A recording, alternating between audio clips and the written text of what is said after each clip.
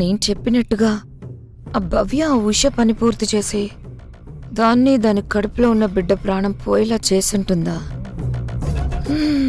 చేసే ఉంటుందిలే.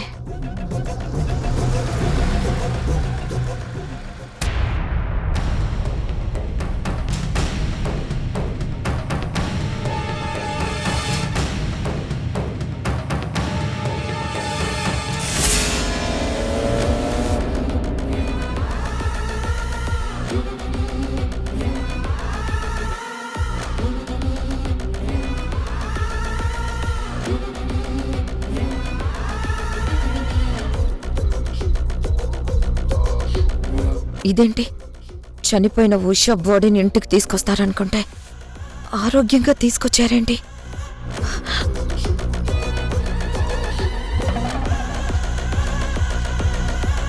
ఉషా, నువ్వు ఇంటికొచ్చేసావా?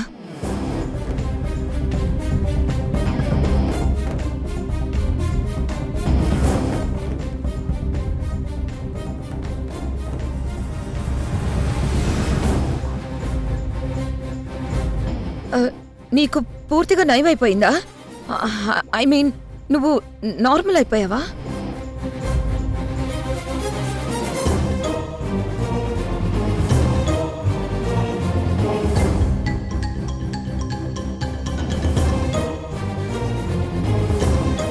హే, చావంచుల దాకా వెళ్ళి తిరిగొచ్చిన మనిషిని చూసి ఆయుష్ పెరిగిందని ఆనందించాల్సింది పోయి అప్పుడే నయం అయిపోయిందా అని ఆందోళన పడుతున్నావు. అసలు నీకు మతుండే మాట్లాడుతున్నావా?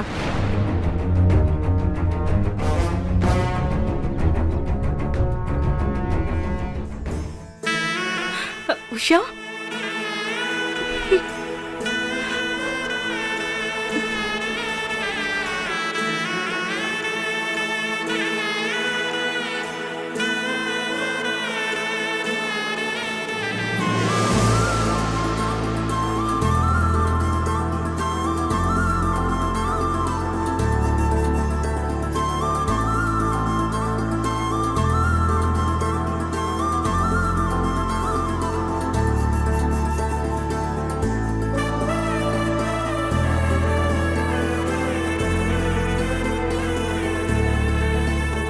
మృత్యువుని గెలిచొచ్చిన నువ్వు నిండు నూరేళ్లు సంతోషంగా బ్రతకాలని కోరుకుంటున్నాను.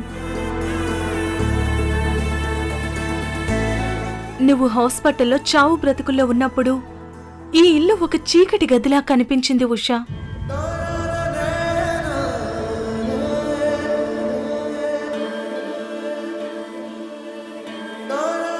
ఇప్పుడు నువ్వు మళ్ళీ వచ్చావు కదా, మళ్ళీ మన ఇల్లు వెలుగుతో నిండిపోతుంది.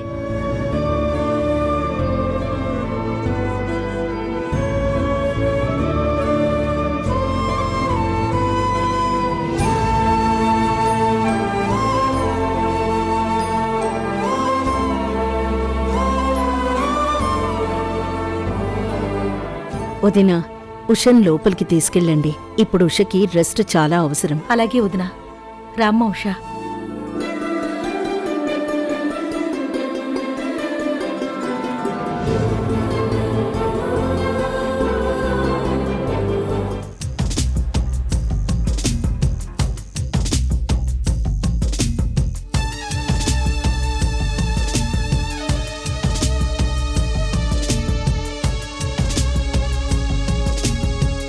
ఆ భవ్య ఇచ్చిన విషయంతో చావంచుల దాకా వెళ్ళి ఆ చావుని గెలిచి ఉష ఎలా ఇంటికి రాగలిగింది?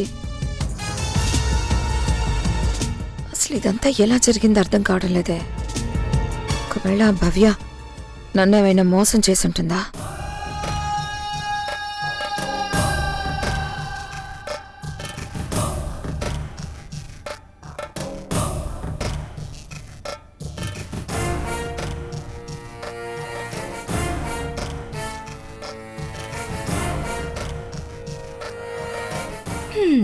ఏంటి మేఘన్నక్క, నీ ప్లాన్ వర్కౌట్ అవ్వలేదని బాధపడుతున్నావా?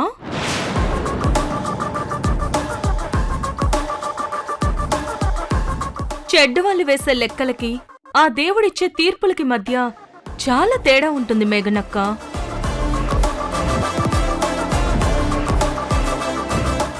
ఉష చావు కోసం ఎదురు చూస్తున్న నీకు తనని ప్రాణాలతో చూసి నీ కడుపు మండుతోంది కదా. పిచ్చి పిచ్చిగా వాగక హారిక. అనవసరంగా అరవకు మేఘనక్క.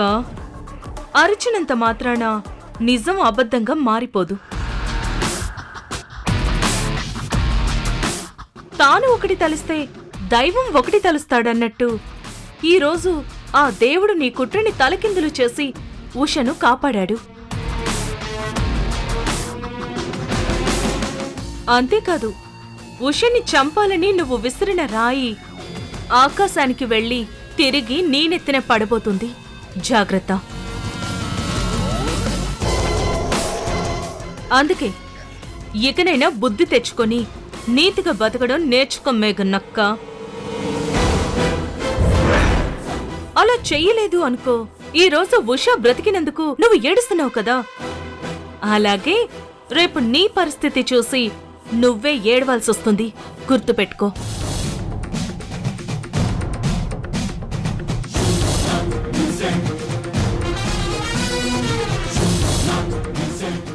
కూర్చోమ్మా ఉషా, నీకోసం జ్యూస్ తీసుకొస్తాను.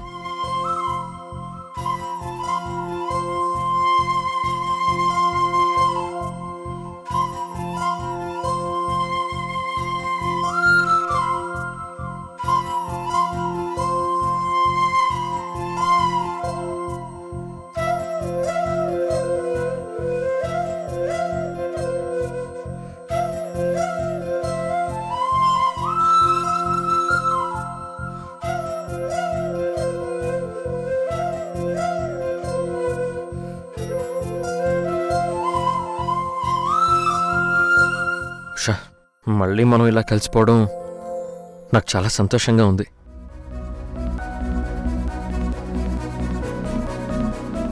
ఇక నేను నిన్ను వదిలి ఎక్కడికి వెళ్ళను. కంటికి రెప్పలా చూసుకుంటాను.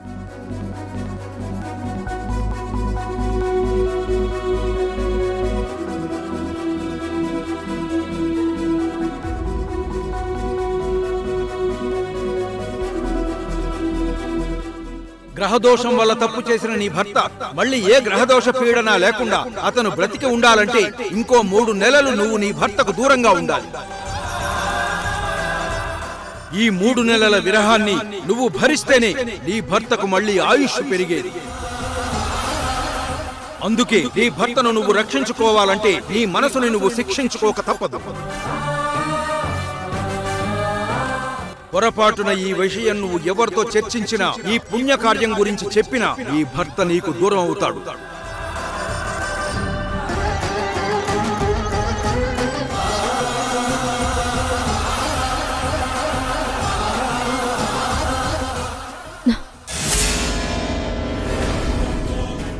ఏమైంది?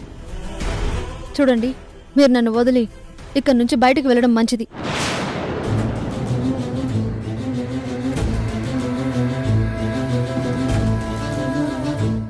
ఏమైంది ఉషా? మళ్ళీ సడన్ గా ఎందుకు ఇలా మాట్లాడుతున్నావు? చెప్పేది మీకు అర్థం కావట్లేదా? ఇంటి నుంచి బయటకు వెళ్ళండి.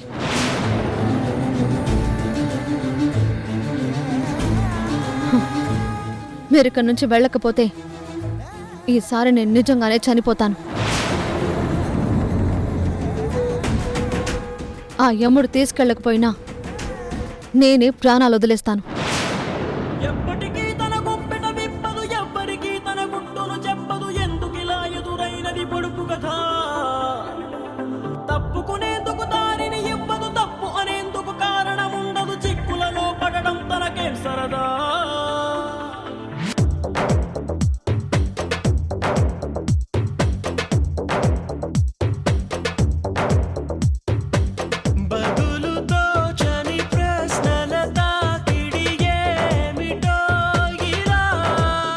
నా ఉనికి నీకు చావుని గుర్తు చేస్తుందంటే నాకంటే దురదృష్టవంతుడు ఇంకెవరూ ఉండరు.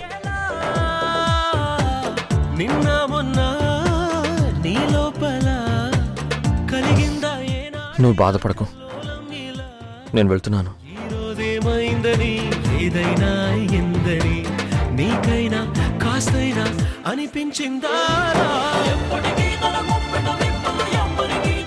ఆగండి బాబు, ఎక్కడికి వెళ్తున్నారు?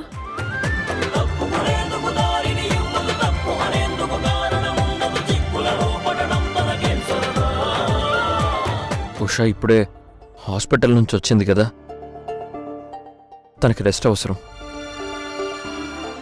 అందుకే తనను వదిలేసి నేను ఒంటరిగా వెళ్తున్నాను.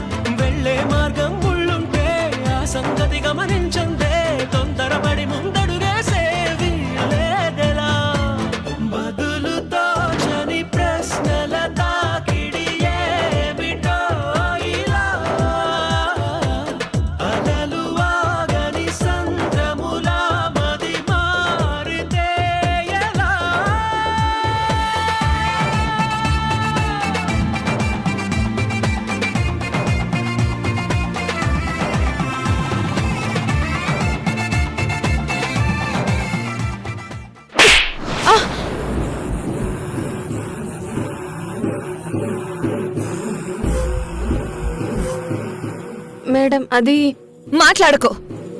ప్లాన్ చెప్పి దాన్ని ఎలా ఎగ్జిక్యూట్ చేయాలో కూడా పూర్తిగా ఎక్స్ప్లెయిన్ చేశాను. అయినా కూడా నువ్వు ఆ పని చేయలేకపోయావంటే అసలు నిన్ను ఏమనాలో నాకు అర్థం కావడం లేదు. మేడం ఒక్కసారి నేను చెప్పేది వినండి మేడం. మీరు చెప్పినట్టుగా ఆ ఉషని చంపడానికి తన రూమ్లోకి వెళ్ళాను. సిరంజ్లోకి పాయిజన్ ఎక్కించి ఉష చేతికి ఇంజెక్షన్ చేయాలని చూస్తుండగా డోర్ ఓపెన్ అయింది. చూస్తే ఉష వాళ్ళ హస్బెండ్ కిరణ్ గారు వచ్చారు. కిరణ్ గారిని చూసి నాలో భయం పెరిగి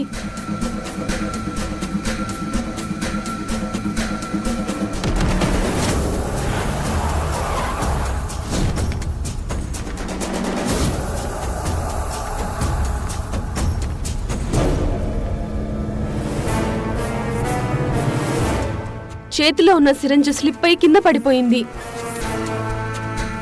కింద పడి పగిలిపోయింది. వెంటనే బెడ్ కిందికి కాలుతో తోసేశాను.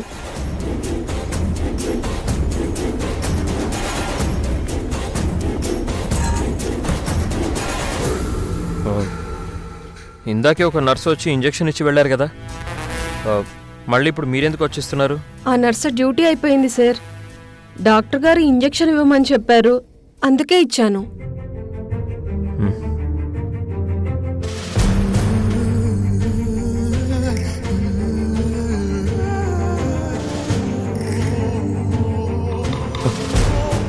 ఉషా, ఉషా,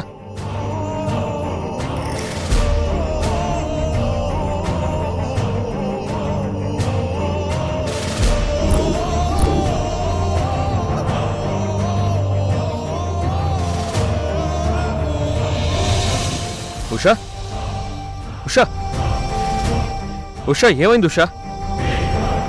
నర్స్!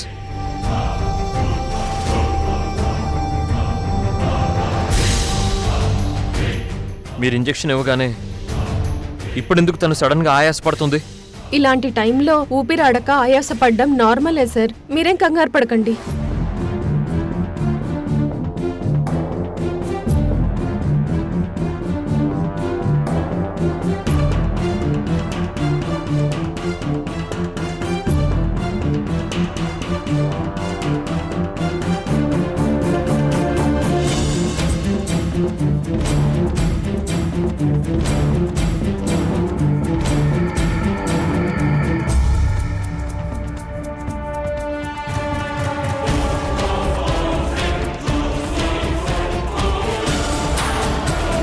అక్కడి నుండి బయటకు వచ్చేసాను మేడం. ఈ పనికిరాని సంజయ్ శైలు నాకెందుకు? అయినా నీ చేత కాదు అంటే నేను మరొకరిని చూసుకునేదాన్ని. ఛ! ఆ ఉషని చంపడానికి దొరికిన బంగారం లాంటి ఛాన్స్ని చెడగొట్టావు. Sorry madam. చూడు, నేను నీతో ఉషని చంపించడానికి చేసిన ప్రయత్నం ఎవరితోనైనా చెప్పావో నీ కుటుంబం మొత్తం బూడిదైపోతుంది. జాగ్రత్త.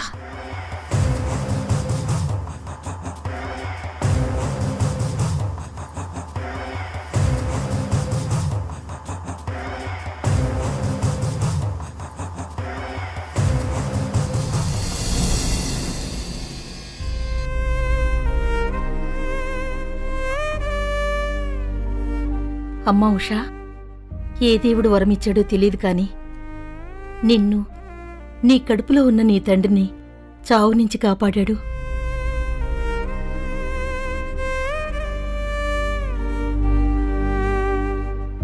దానికి తోడు ఆ దేవుడే నిన్ను కిరణబాబుని కూడా ఒక్కటి చేశాడని నేను నమ్ముతున్నానమ్మా.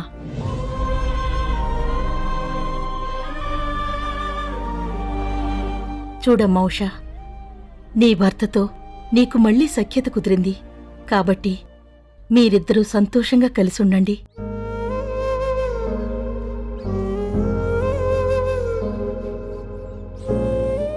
అమ్మ ఉషా, నీకింకో ముఖ్యమైన విషయం చెప్పాలి. ఏంటమ్మాది? నీకోసం నేను చాలామంది దేవుళ్లకు మొక్కుకున్నాను. నేను ప్రార్థించిన ప్రతి దేవుడు నా కోరికను మన్నించి నీ ప్రాణాలను కాపాడాడు. అంతేకాకుండా నిన్ను తిరిగి మళ్లీ నీ భర్త దగ్గరకు చేర్చాడు.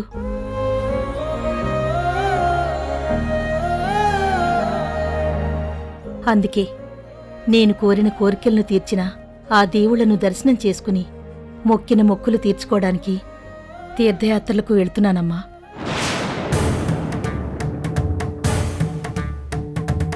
ఈరోజే బయలుదేరుతున్నానమ్మా. నువ్వు అల్లుడుగారు జాగ్రత్త.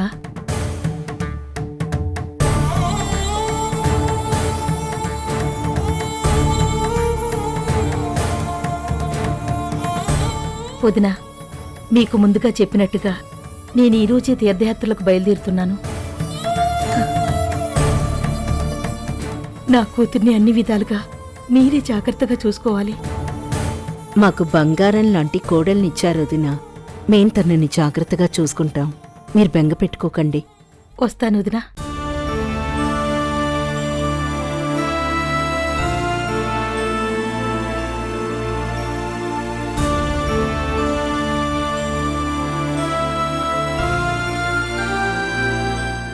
ఏంటి పిన్ని గారు, తీర్థయాత్రలకు వెళ్తున్నారా? దేవుణ్ణి చూడ్డానికి వెళ్లే బదులు ఇక్కడే కొన్ని రోజులు ఉండొచ్చు కదా.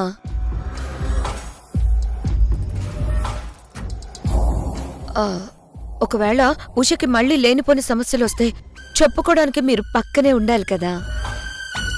చూడమ్మా మేఘనా, ఎవరేం చేసినా ఎన్ని పన్నాగాలు పన్నినా తలరాత బావుంటే ఏ సమస్య రాదు.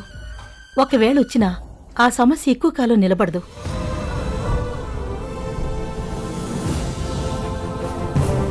నువ్వు పెద్దంటి ఆడపిల్లవి, పైగా చదువుకున్నదానివి. నీకు చెప్పే స్థాయి నాకు లేదమ్మా.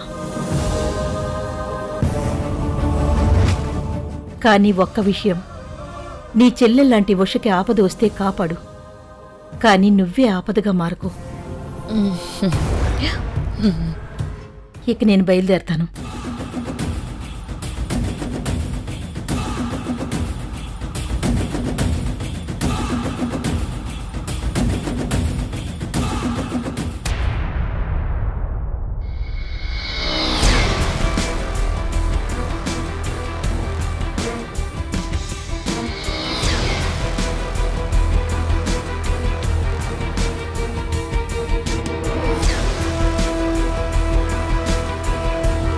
బాబును వెతుక్కుంటూ తరుణ్ ఎంక్వైరీ కోసం వచ్చేలోపు ఇక్కడి నుంచి దూరంగా వెళ్ళిపోవాలి. సునందా,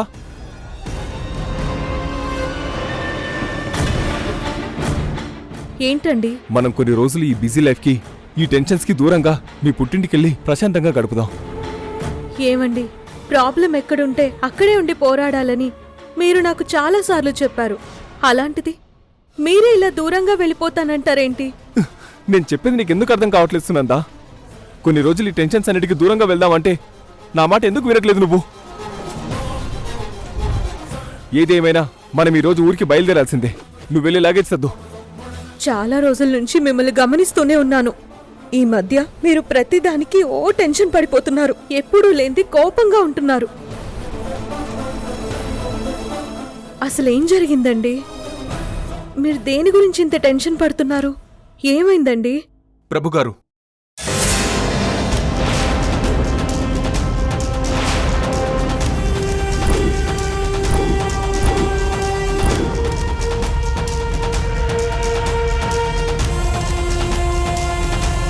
మీతో కొంచెం మాట్లాడాలి.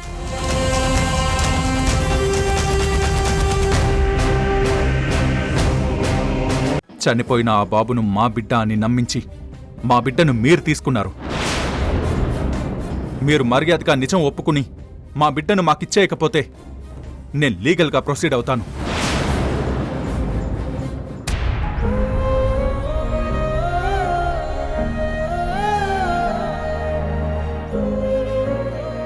ఎందుకంటే ఇది మామూలు నేరం కాదు. తల్లిని, కడుపులోని బిడ్డను చంపడానికి చూసిన హత్య నేరం. వాళ్ళకి ఇంకో నేరం చేసే అవకాశం కాదు కదా. ఆలోచన రాకుండా కూడా భయం పుట్టేలా చేస్తాను.